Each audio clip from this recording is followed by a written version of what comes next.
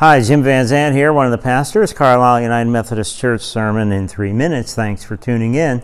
This last week was the second of a two-part series of messages. We called it Sensing God in the Storm. And you know what the storms are. Those are the trials, difficulties, things that just happen in our lives that sometimes send us really reeling in our lives and having to regroup. 2 weeks ago, we looked at what the storms of life do to us. Last week, it was what they do for us, because the storms of life can do many positive things for us. Our God is so powerful, He can take horrible events in our lives and actually turn them to work for our good. How many of you probably know people who are really sweet, kind, lovable, very patient people in their lives, and then you might find out that they lived through some kind of horrible event in their lives, and you wonder, how can that be? Because most people would be bitter, angry, and hurt, and carry that with them, and how come these people are different? I contend many times people are different because they allow God to work in their lives, because one of the things the storms can do for us is make us better people, can actually make us more loving, kinder, gentler, more patient, all of those kinds of things. How? Simply because when you go through a storm in your life, I mean a powerful storm that just rocks your world, it blows everything away.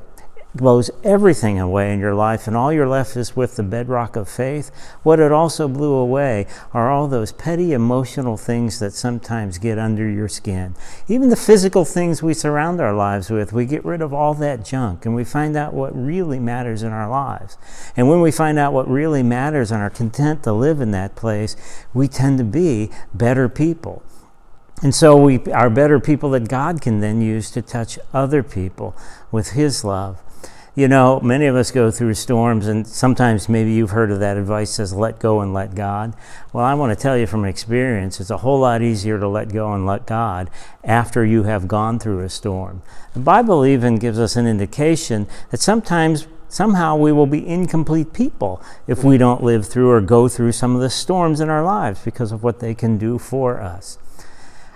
I know you know what a hammer and a nail is, and one of the illustrations I gave in last week's sermon was an illustration that as far as a nail is concerned, the hammer is the biggest storm in the nail's life. It would want to run away and hide from the hammer.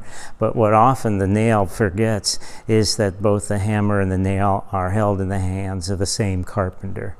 And that's something that you and I need to remember when we're going through the storms in our lives.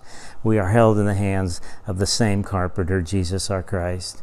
Thanks for tuning in. If you got a storm in your life right now, please know that Jesus is praying for you. That's what the Bible says He's doing up in heaven for you.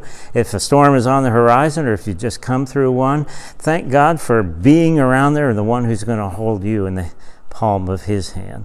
And thanks for tuning in. See you next week.